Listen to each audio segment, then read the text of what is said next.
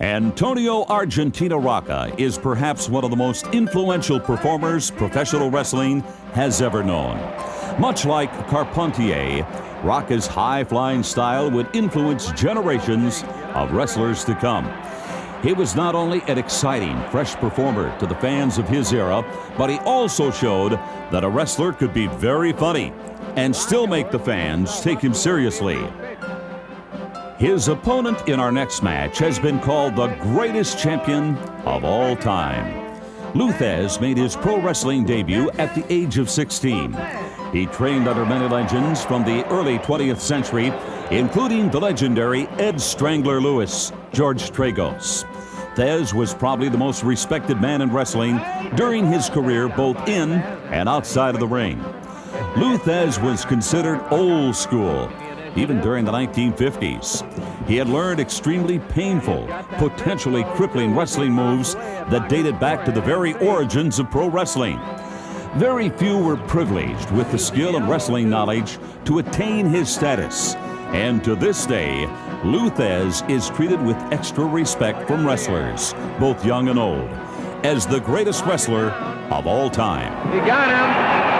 Lou Thesz would go on to be the first and only man to wrestle in 5 different decades, furthering his legendary career. The wrestling world was shocked when Antonio Argentina Rocca passed away on March 15, 1977, at the young age of 49. Argentina Rocca.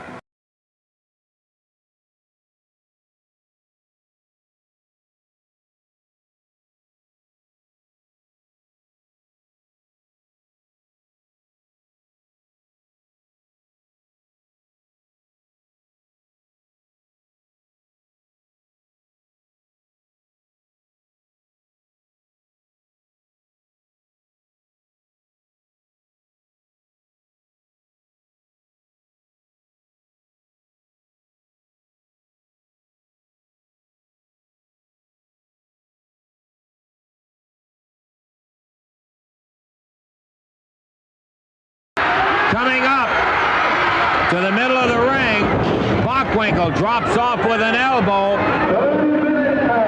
There's a 30-minute call. We're halfway through the time factor. Calhoun back in the ring. Count of 1, count of 2, and Lawler throws Bockwinkel out.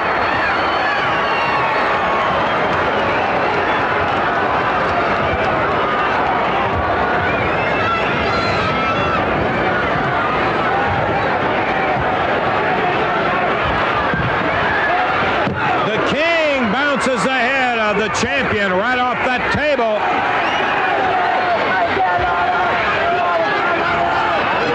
Again, Nick Bockwinkel slammed into the timer's table. Referee trying to back him up in a corner into the ring. Bockwinkel is glassy-eyed. And Lawler pounds him in there. That's the only place he's going to get a pin. Jerry, you need to go to the edge of the ring as Bockwinkel uses the rope. Oh, he's too smart. Lawler using all of his strength to throw that 245 back in the ring, and Bockwinkel too close to it. And Bockwinkel gouging at the eyes of Jerry Lawler. The referee warning him about that, but Lawler is hurt.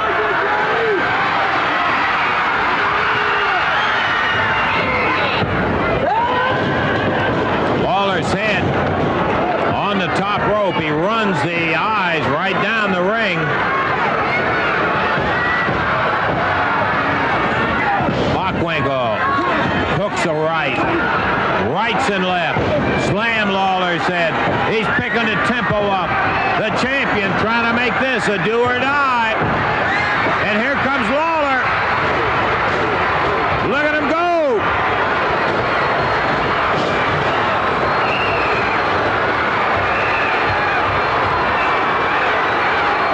Referee trying to pull Lawler out of there. Uh-oh. Lawler throws the referee down. Goes back to Bockwinkel. Again, Calhoun is down, and Lawler's on Bockwinkel. This time, Bockwinkel Bockwinkel slams the referee. I don't know whether he was swinging at Lawler